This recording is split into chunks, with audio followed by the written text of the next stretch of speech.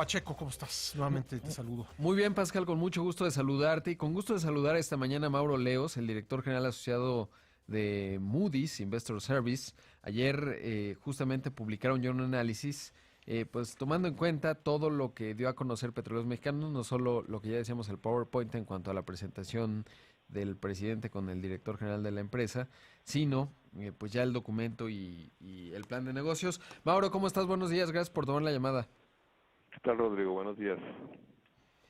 Mauro, pues digo, obviamente leímos el análisis que ustedes plantearon. ¿Qué destacarías del mismo en función de lo que ya sabemos del plan de negocios de Petróleos Mexicanos? Ok, mira, lo primero es que esta nota que publicamos el día de ayer es un análisis inicial, porque Ah, acaba de salir el plan, es un plan complejo, sí, pero hay ciertas cosas que ya se pueden entender, deducir de eso.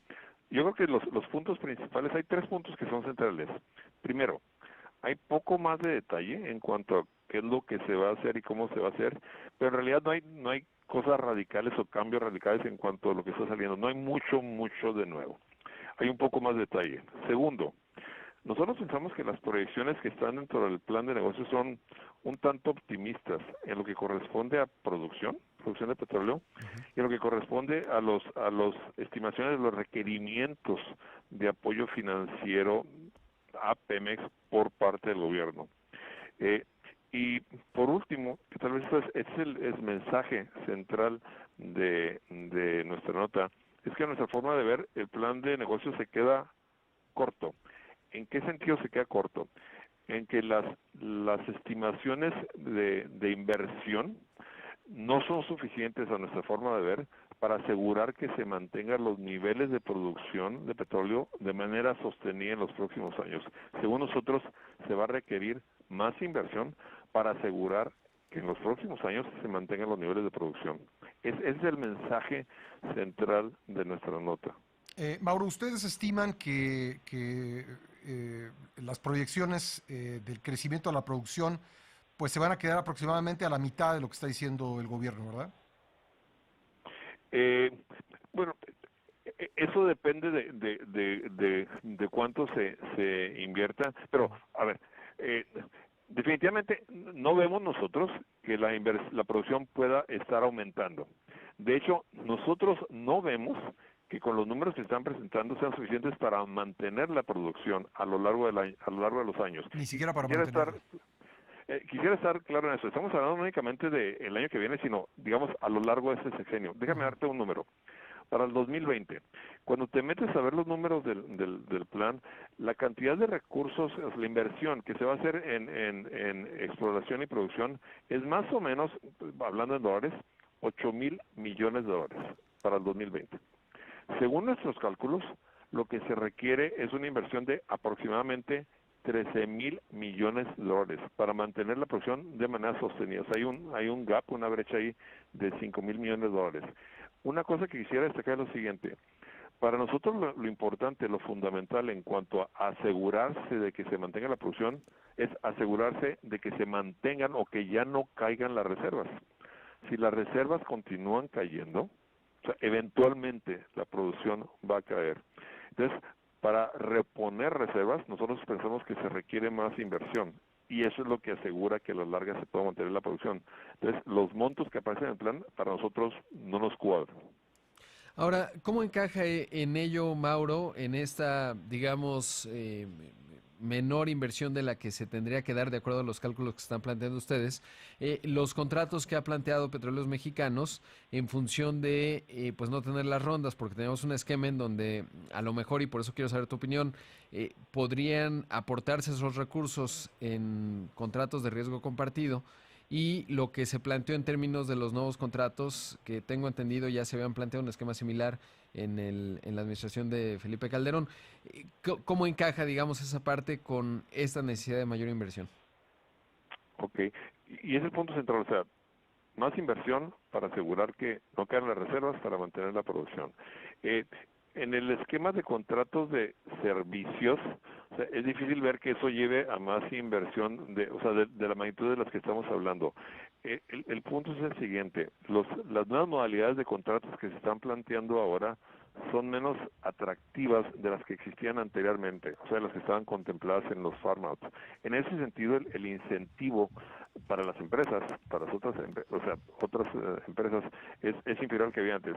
Lo más importante es que además, cuando tú empiezas a ver a nivel comparativo de qué es lo que ofrecen o lo que pueden obtener empresas en otros países, también se antoja que no son comparables los beneficios que se dan aquí. Entonces, eso lleva a cuestionar en qué medida esos incentivos van a ser suficientes para atraer la inversión, y estamos hablando precisamente de que hay un faltante de inversión ahí para asegurar que no caiga las reservas y la producción. Entonces, si no son esas otras empresas, tendría que ser Pemex, y si es Pemex, entonces tiene que al final de cuentas haber un mayor apoyo financiero al gobierno para que se pueda hacer. Mauro, una última pregunta de mi parte. ¿Esto podría llevar a la reducción de la nota, de la calificación crediticia de Pemex? Me da un poco la impresión, y dime, a lo mejor estoy equivocado, pero estoy pensando que están ustedes dando un tiempo a este plan que han anunciado antes de pensar en modificar la calificación, pero eventualmente podría significar una reducción en la calificación.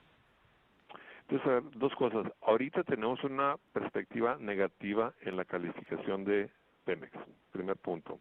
Segundo punto, una de las interrogantes que había y que ahora se van a empezar a dilucidar a partir de la información es el plan de negocios que iba a proponer. Lo estamos evaluando, como dije, es un primer análisis. Lo que sigue es una discusión más en detalle directamente con las autoridades, tanto con Pemex como con Hacienda, de entender el plan, hacer preguntas y a partir de eso evaluar en qué medida lo que resulta de eso es diferente a lo que habíamos pensado nosotros. Quisiera mencionar que nuestras estimaciones previas ya contemplaban no una mejora sustantiva en la producción de petróleo para este año y el que viene, de hecho que se estabilizaba. Entonces, la pregunta es en qué medida los números que están dentro del plan llevarían a resultados diferentes o significativamente diferentes de los que habíamos considerado nosotros antes, que de por sí eran conservadores. Entonces, ese es el proceso en el cual vamos a abocarnos ahorita para evaluar, discutir y a partir de eso concluir.